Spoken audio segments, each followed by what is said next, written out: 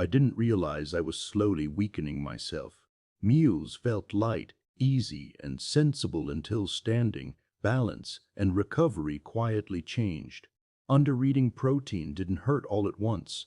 It worked silently, shaping how strong, steady, and independent I felt as the years passed. For most of my life, eating less felt like common sense. It wasn't a rule I followed consciously. It was simply how my days evolved. Portions became smaller. Meals became simpler. Heavy plates that once felt normal began to feel unnecessary, even uncomfortable. Over time, eating lightly felt like a sign of wisdom, a quiet acknowledgement that my body no longer needed what it once did. And in many ways, that felt true. As we age, appetite changes. Hunger no longer arrives with the same urgency. Long gaps between meals feel tolerable. Sometimes they feel preferable. The body seems calmer when it is not weighed down, and lighter meals often bring a sense of ease rather than deprivation. I remember telling myself that this was a good thing. After all, so much advice around aging emphasizes moderation. Eat less, don't overdo it, keep things simple, protect digestion, avoid excess. These messages surround us quietly, and they settle in over time. Eating less feels responsible, sensible, even virtuous. Protein, in particular, was easy to reduce without concern. A smaller piece of meat, fewer eggs, skipping what felt heavy in favor of what felt gentle. Soup instead of a full plate, toast instead of a proper breakfast. These choices didn't feel like sacrifice. They felt like adaptation. And adaptation is something seniors do well. We adapt to changes in energy, to changes in schedule, to changes in what the body tolerates. Eating less fits neatly into that pattern. When hunger softens, it feels natural to respond by offering less food in return. No one tells you that this is the beginning of something else. When appetite changes, the body does not send clear instructions about what to reduce. It simply reduces desire overall. Protein, being more filling and more substantial, often goes first, not because it's unwanted, but because it feels optional. Carbohydrates are easy. Tea and toast slide down gently. A small bowl of cereal feels sufficient. Vegetables feel light and clean. Protein, on the other hand, feels like effort. Chewing, digesting, planning. So without meaning to, many of us begin building meals around comfort rather than support. This doesn't feel like neglect.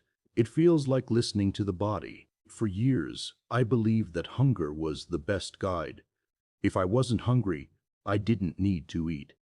If I felt full quickly, that was simply my body speaking. And in many situations, this approach makes sense.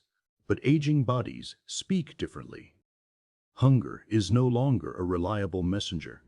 It becomes quiet, selective, and sometimes misleading. What feels like enough food may not be enough of what the body actually needs to maintain strength.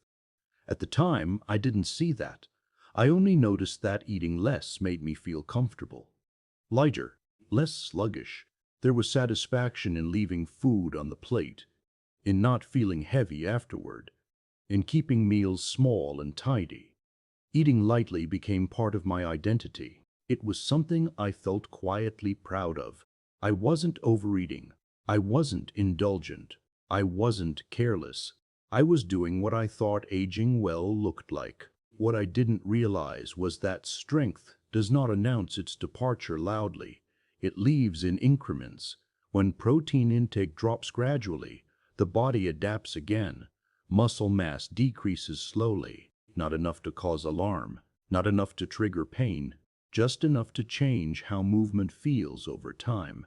At first, the changes are easy to explain away. Standing feels slightly harder, but that's age.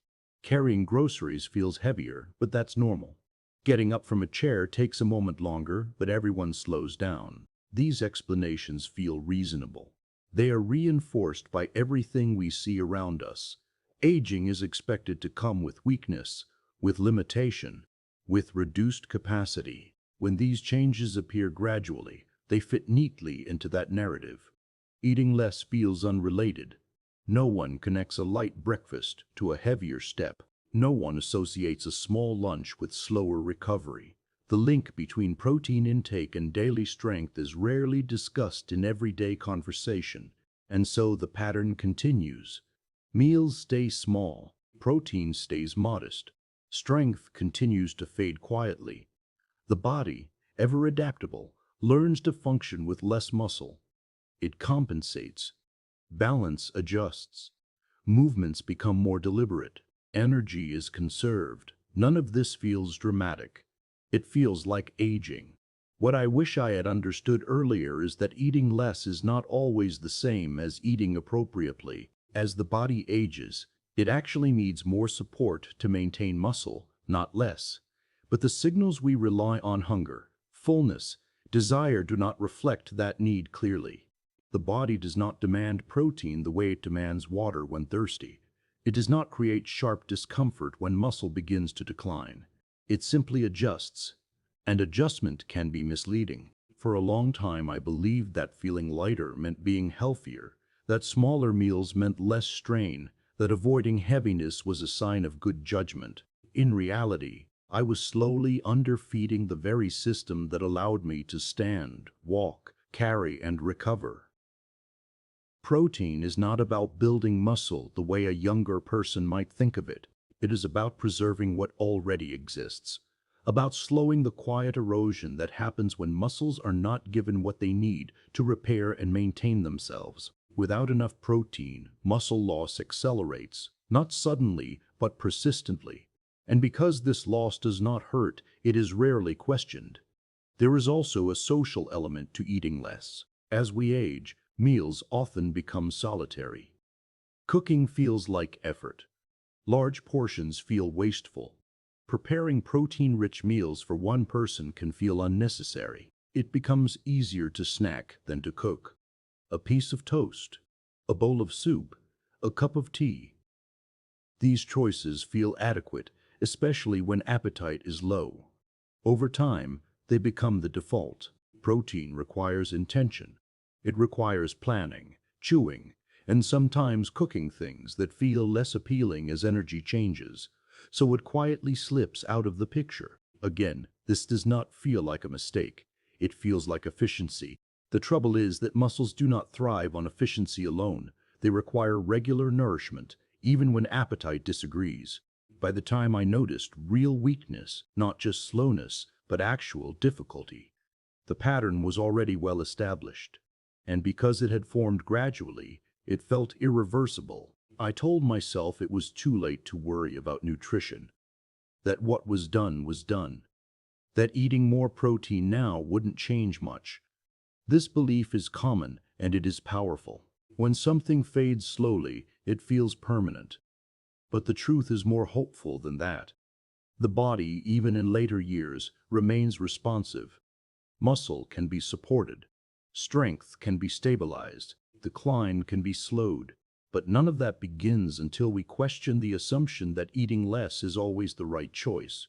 This chapter is not about blame. It's about recognizing how easily sensible choices can lead us somewhere we never intended to go. Eating less felt right because no one told me what eating enough should look like at this stage of life. And once I began to understand that difference, everything else began to shift. When you're ready, just say next. And I'll continue with protein rarely disappears from the diet all at once. It fades, not through a conscious decision, not through neglect, and certainly not through rebellion against good advice. It slips away quietly, woven into daily routines that gradually change shape as life slows and priorities shift. For many of us, the day begins simply. A warm drink, coffee or tea, something light to go with it, a piece of toast, maybe a biscuit, perhaps a small bowl of cereal.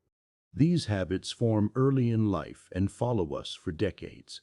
Over time, they become comforting rituals rather than nutritional choices. Breakfast stops being a meal and becomes a moment. When appetite is low in the morning, it feels reasonable to keep things small. Protein-heavy foods feel heavy at that hour. Eggs feel like work. Meat feels unnecessary. Dairy feels optional. So breakfast becomes gentle and familiar, but also thin in support. At first, this doesn't matter. The body adapts easily to a lighter morning. Energy carries through from the day before. Hunger may appear later or not at all. There is no immediate cost. Lunch often follows a similar pattern, especially when eating alone. Lunch becomes something to get through rather than something to build around. A sandwich without much filling. Soup without substance. Leftovers chosen for convenience rather than balance. Protein is there, but just barely. Dinner, once the anchor of the day, also begins to change. Portions shrink. Cooking feels tiring. Heavy meals disrupt sleep. Appetite fades earlier in the evening. So dinners become simpler vegetables, starches, light dishes that go down easily and leave little trace. Protein becomes the most flexible element to reduce. It's easy to skip the chicken. Easy to cut the meat portion in half. Easy to tell yourself that you had enough earlier, even when that earlier amount was minimal. No one points this out. There is no moment where a doctor says, your meals are no longer supporting your muscles. There is no label on the plate that warns, this isn't enough anymore. So the pattern settles in. Day after day, meals arrive without much protein, and the body adjusts again, drawing from reserves, breaking down muscle quietly to meet basic needs. This is not dramatic, it is biological efficiency. The body prioritizes survival over strength. It uses what it has. Routine reinforces this pattern powerfully. Once meals are established as light, changing them feels disruptive. Adding protein feels like effort. Planning feels unnecessary. Eating more feels uncomfortable, even wrong. There is also the belief that protein is for younger people. Protein is associated with gyms, athletes, and bodybuilders, with bulking up, with aggressive training. These images make protein feel out of place in a quiet, slower life. Many seniors don't want to build muscle. They just want to feel okay, so protein feels irrelevant. This misconception is widespread and deeply ingrained. Protein has been marketed loudly for performance and aesthetics, not for preservation and stability. As a result, many seniors assume that protein intake matters less with age, when in reality it matters more. Another factor is convenience. Protein-rich foods often require preparation. Cooking meat, handling raw ingredients, washing dishes. These tasks feel heavier as energy changes. Snack foods, on the other hand, are easy. Crackers, bread, fruit, yogurt in small amounts. These options feel manageable and comforting. Over time, snacking replaces meals, and snacking rarely provides enough protein to support muscle maintenance. Even when protein is present, it is often spread too thinly across the day to be effective. A little here, a little there, never enough at once to signal the body to repair and preserve muscle. This is not common knowledge. Most people are never taught that protein needs to reach a certain threshold to be useful, so they assume that any amount counts equally. It doesn't. But without that understanding, underconsumption continues unnoticed. There is also fear. Fear of weight gain, fear of heaviness, fear of digestive discomfort, fear of doing something wrong. Many seniors carry decades of messages about moderation and restraint. Eating more protein feels like excess, like indulgence, like temptation, so they avoid it quietly. Social context matters too. When eating with others becomes less frequent, meals lose structure. There is no shared time, no shared portioning, no external rhythm. Eating becomes flexible, informal, and often minimal. Protein-rich meals feel unnecessary when there is no one else at the table. Medication routines can also interfere. Some medications reduce appetite, others cause nausea. Some make certain foods less appealing. Protein, being more substantial, is often the first to be avoided. Again, this feels sensible. Why eat something that feels heavy when something light feels fine? The body, however, interprets this pattern differently. It sees a steady reduction in available building material. Muscle repair slows. strength declines, balance adjusts. But because these changes happen gradually, they rarely trigger concern. Instead, they become part of the background story of aging. I just don't have the strength I used to. This statement becomes accepted truth. What's rarely questioned is whether the diet has quietly stopped supporting strength altogether. Protein doesn't leave with a goodbye. It leaves in small decisions. Choosing soup instead of stew. Choosing toast instead of eggs. Choosing a small portion instead of a full one. Choosing convenience over support.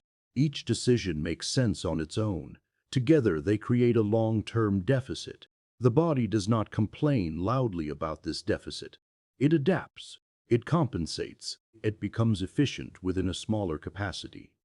And that efficiency masks the problem. By the time weakness feels undeniable, when standing becomes a challenge, when carrying feels risky, when balance feels uncertain, the pattern is deeply rooted. And because the pattern formed quietly, reversing it feels intimidating.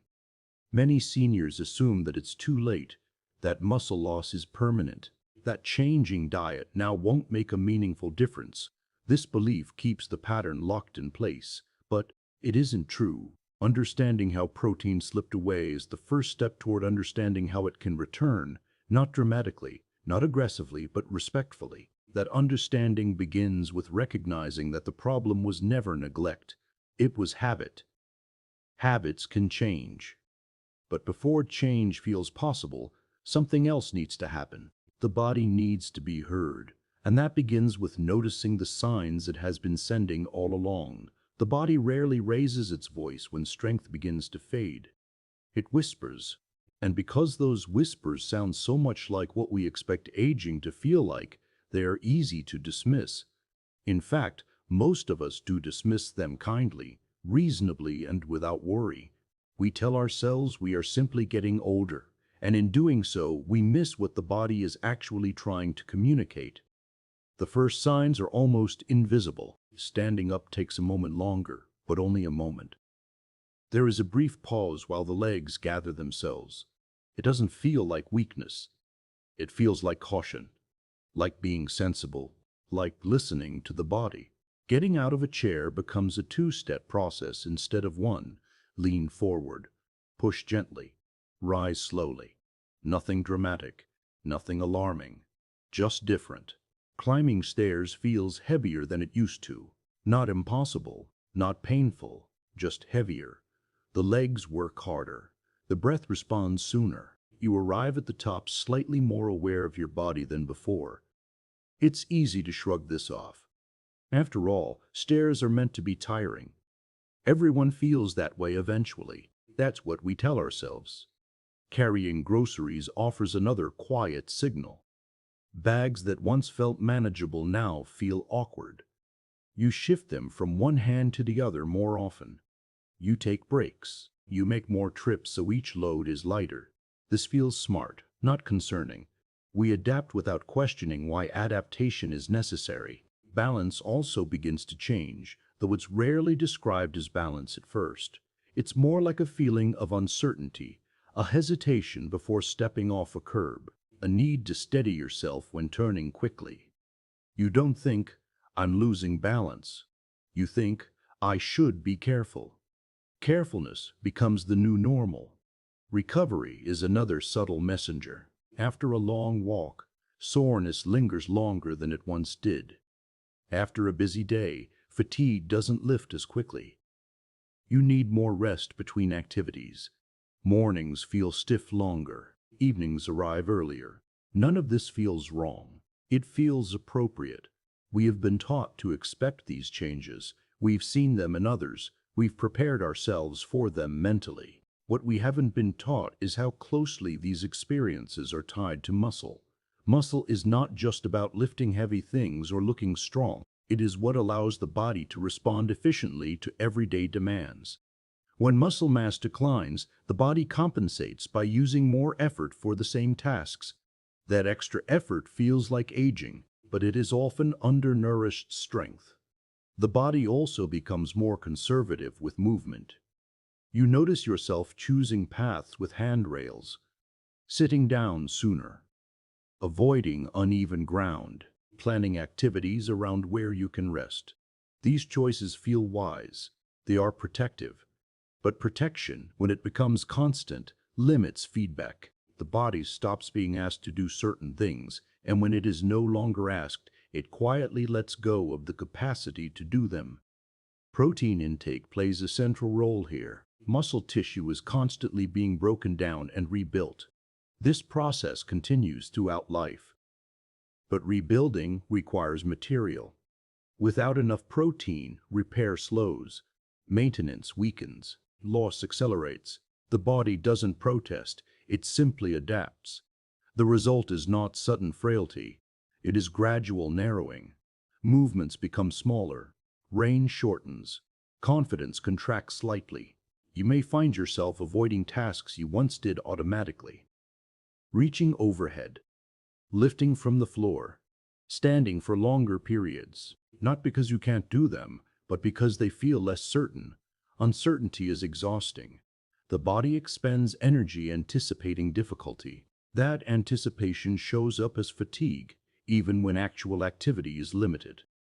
This fatigue is often blamed on age. I just don't have the energy anymore. But energy is not only about sleep or motivation. It is also about how efficiently the body moves. Strong muscles make movement economical. Weak muscles make it costly. Protein supports efficiency. Without it, the body works harder for the same outcome.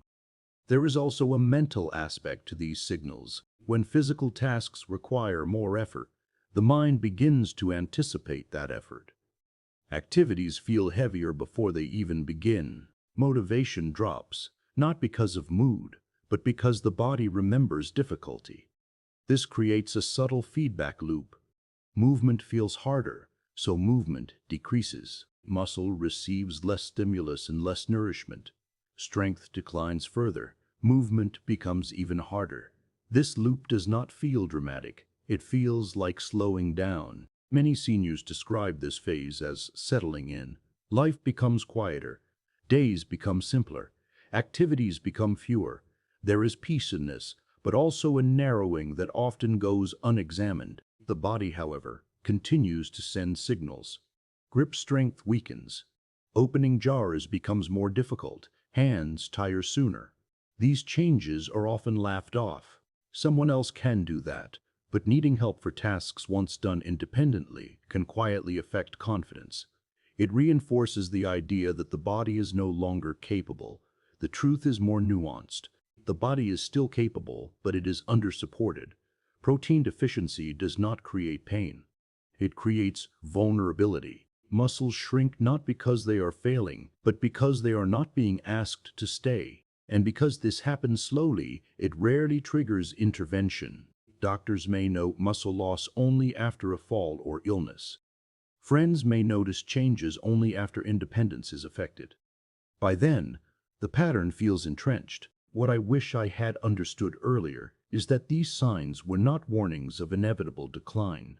They were invitations to look more closely at what my body needed, not just what it tolerated. Eating less felt comfortable. Eating light felt right. But comfort is not always the same as support. The body can endure a great deal quietly. That endurance is often mistaken for resilience. But endurance without nourishment comes at a cost. Protein does not announce its absence loudly. It reveals itself through accumulation, through the stacking of small difficulties that feel manageable individually but burdensome together. By the time you notice that your world has become smaller, that your movements feel cautious, that your confidence has dimmed slightly, protein has been missing for a long time. This realization can feel unsettling, but it can also feel empowering, because subtle losses respond well to subtle corrections. The body, even later in life, remains responsive to care. Recognizing the signs is not about regret, it is about awareness. And awareness is the doorway to a different relationship with strength, one that does not demand performance but supports daily life quietly and reliably. That shift begins when we stop viewing muscle as something optional and start seeing it as daily protection. That understanding is what comes next. For a long time, I believed protein belonged to a different world than mine. It belonged to gyms, to younger bodies, to people lifting weights, chasing strength, chasing appearance. Protein was framed as fuel for performance, not preservation. As something extra, even excessive. It didn't feel relevant to a quieter life shaped around balance, comfort, and caution. This belief is common among seniors. Protein has been marketed loudly for decades as a tool for building muscle fast, for shaping the body, for pushing limits. Those images do not resonate with later life. They feel foreign, even intimidating. Many of us have no interest in building muscle in the way it is often portrayed. We just want to move through the day without strain. That misunderstanding kept protein out of my focus for years. What I didn't realize is that protein is not only about gaining muscle. In later life, it is primarily about keeping it, about slowing the quiet erosion that makes everyday tasks harder than they need to be. Muscle is not vanity. Muscle is infrastructure. It is what allows the body to absorb impact, stabilize joints, maintain posture, and respond to sudden changes in balance. It is what allows us to rise from a chair without thinking, to steady ourselves on uneven ground, to carry something without planning how to do it. When muscle weakens, the body compensates by being cautious. Caution becomes constant. Movements are smaller. Steps are shorter. Reach is reduced. The body learns to avoid strain rather than handle it. This avoidance feels wise, but it also reduces resilience. Protein supports resilience quietly. It does not create visible transformation overnight. It does not demand dramatic change. It works behind the scenes, giving the body the materials it needs to maintain what it already knows how to do. When I began to understand protein this way, something shifted. It no longer felt like a supplement or an intervention. It felt like maintenance, like oil in an engine, necessary not for speed, but for longevity. The body repairs muscle constantly. This process happens whether we are aware of it or not. But repair requires raw material. Without enough protein, the body prioritizes survival over strength. It keeps essential systems running and lets muscle decline. This is not failure, it is efficiency. The body is doing what it must with what it has. Protein simply gives it more to work with. One of the most important realizations I had was that protein does not need to be extreme to be effective. It does not require large portions or rigid plans. It requires consistency. A modest amount, consumed regularly, supports muscle maintenance far more than sporadic large intakes. This idea runs counter to how protein is often discussed.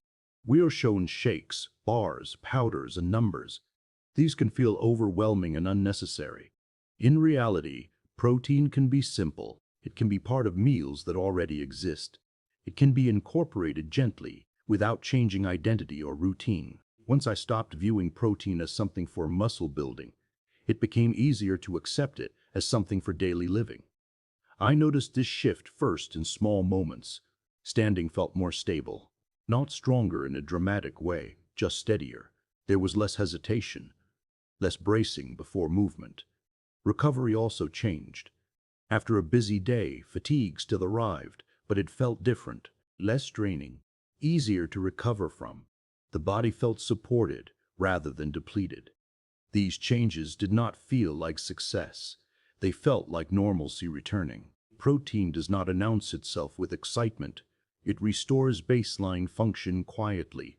And because baseline function is what we rely on most, its impact is profound.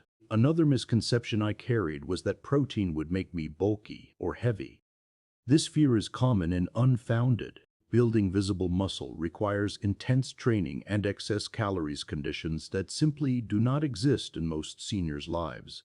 Adequate protein in later life does not create bulk. It preserves function. It helps the body hold on to what it has. That distinction matters. Once I understood that protein was not about changing my body, but about supporting it, resistance softened. Meals felt purposeful again, not heavy, not excessive, but supportive. Eating protein stopped feeling indulgent and started feeling respectful. Respectful of the body's needs. Protein also plays a role in balance and coordination.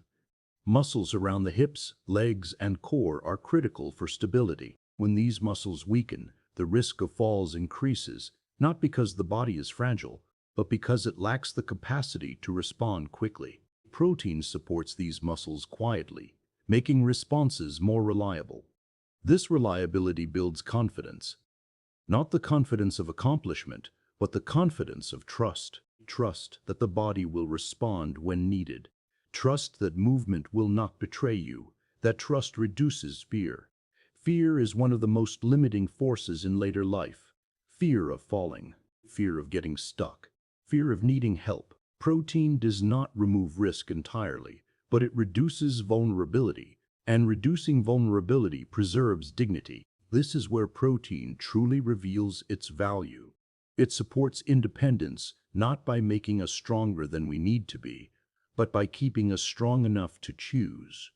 Choice is central to dignity. The ability to decide when to sit, when to stand, when to carry, when to rest. These choices depend on physical capacity. When strength fades, choice fades with it.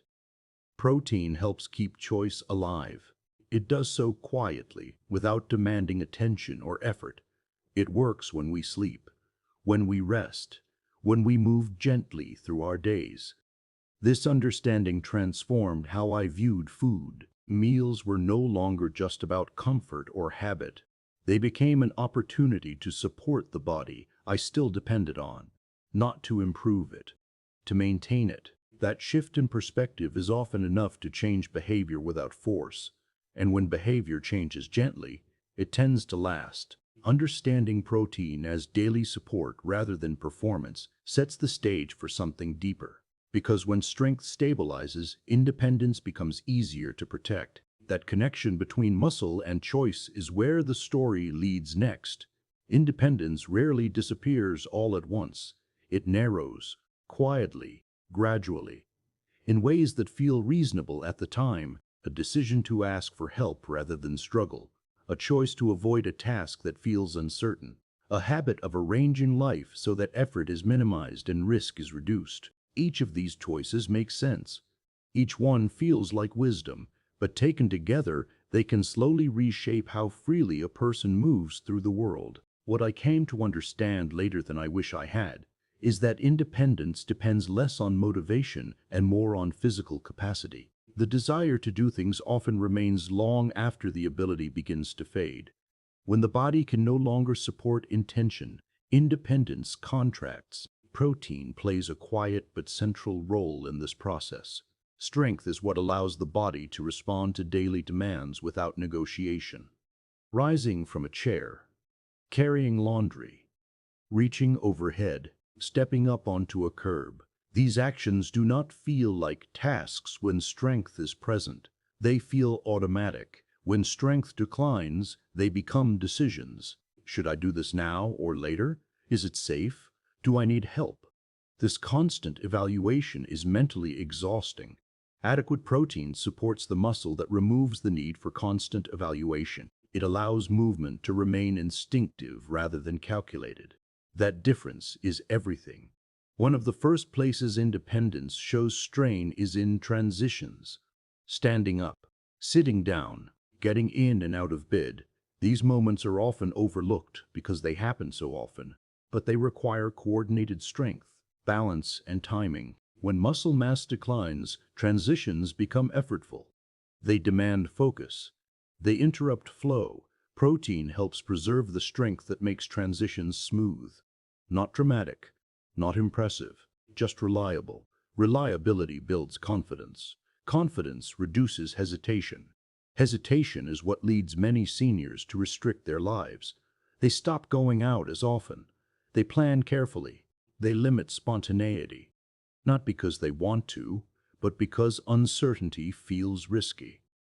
Adequate protein does not eliminate uncertainty, but it reduces it. The body feels more dependable, movements feel less fragile, balance feels steadier. That steadiness invites engagement. Another area where independence quietly erodes is carrying.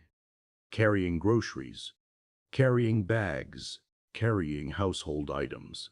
When carrying feels heavy, people compensate by making more trips, asking for help, or avoiding the task altogether. This is often one of the first times seniors notice a change. But again, it is rarely linked to nutrition. Protein supports the muscles of the arms, shoulders, and core that make carrying manageable. Without enough protein, these muscles weaken even if activity remains constant. The body cannot maintain muscle without raw material. When carrying becomes easier, again, not easy, but manageable, something important happens. Confidence returns. Not confidence in strength, but confidence in capability. I can do this. That belief preserves independence. Balance is another quiet guardian of autonomy. When balance feels uncertain, people limit movement automatically. They walk slower. They avoid uneven surfaces. They hold onto furniture. These adaptations are sensible, but they also signal vulnerability. Protein supports the muscles that stabilize joints and correct posture. These muscles work constantly, often unnoticed, to keep the body upright and responsive. When they weaken, balance relies more on caution than capacity. Protein shifts that balance back toward capacity. This does not make someone fearless. It makes them steadier. Steadiness reduces fear. Fear is one of the greatest threats to independence because it shrinks possibility before ability is fully gone. Protein also influences endurance. When muscle is undernourished, fatigue arrives sooner. Tasks that once felt manageable now feel draining. Rest becomes more frequent. Days feel shorter. Adequate protein helps muscles recover and function more efficiently.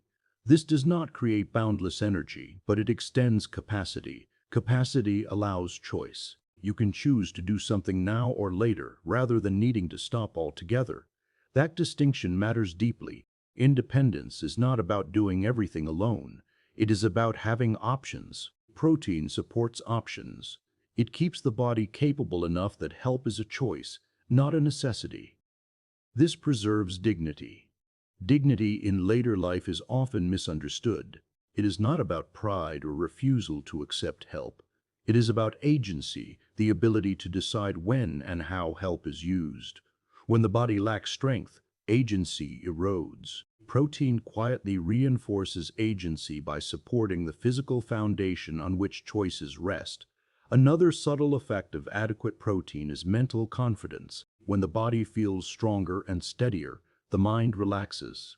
There is less background anxiety about movement, less scanning for danger, less mental energy spent managing risk. This frees attention for living. Living, not just existing. People engage more when they trust their bodies. They move through spaces with less hesitation.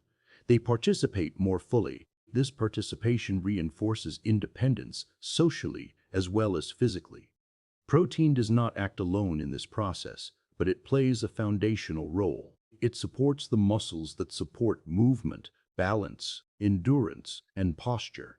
These elements together create a sense of physical reliability. Reliability supports confidence. Confidence supports independence.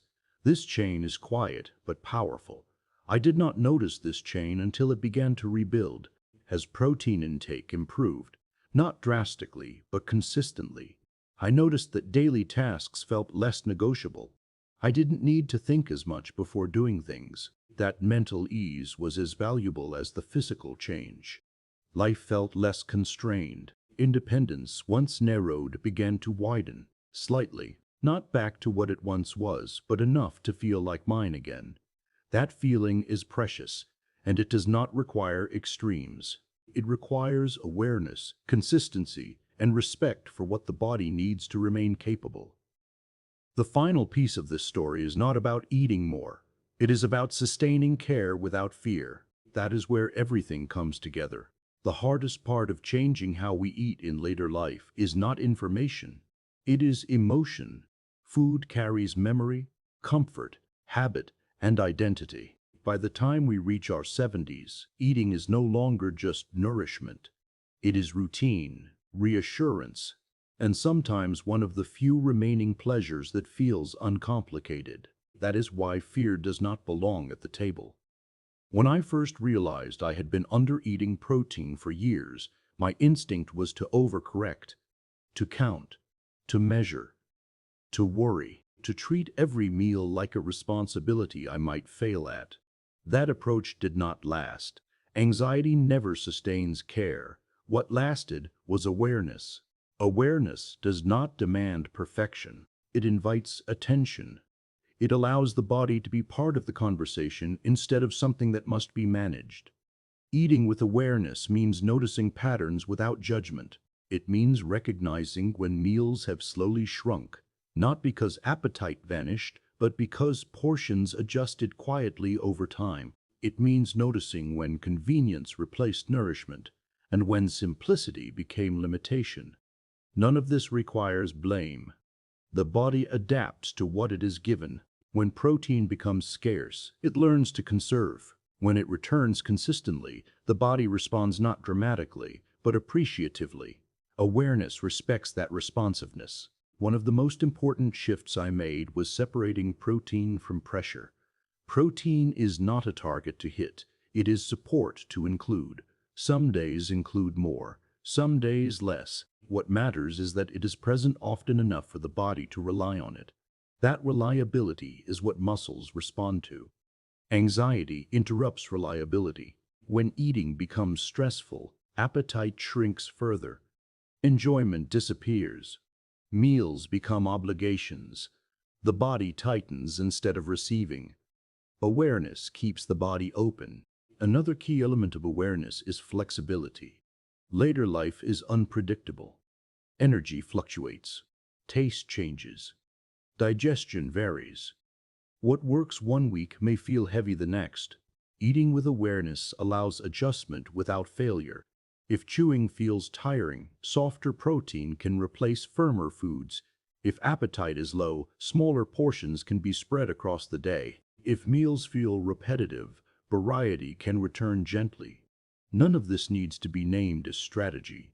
It is simply listening. Listening is the opposite of anxiety. Listening allows the body to guide choices moment by moment, rather than forcing decisions based on rules. This approach preserves dignity. There is no sense of being corrected or managed. There is only care. Care is sustainable. Another aspect of eating with awareness is releasing comparison. Later life invites constant comparison to the past, to others, to expectations that no longer fit. Comparing appetite, strength, or ability creates unnecessary strain. Awareness stays in the present. It asks only, how does this support me now? That question is powerful. It removes guilt. It removes urgency. It replaces pressure with curiosity. Curiosity keeps habits alive. Anxiety kills them. Protein, when included with awareness, becomes a quiet ally rather than a constant concern. Meals feel supportive again. Energy stabilizes. Strength holds more reliably, not because of strict planning, but because of consistency born from care. I learned to trust that the body knows how to use what it is given, if it is given enough, often enough. That trust changes the relationship with food. Food stops being something to control and becomes something to receive. Receiving is easier than controlling. Receiving allows enjoyment to return. Enjoyment supports appetite. Appetite supports nourishment. The cycle becomes gentle instead of strained.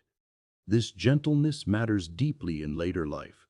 The body has carried decades of responsibility. It deserves cooperation, not correction. Eating with awareness honors that history. It allows protein to do its work quietly supporting muscle, preserving strength, protecting independence without turning daily life into a project. What I wish I had known sooner is this: caring for the body does not require vigilance. It requires respect. Respect for appetite. Respect for energy.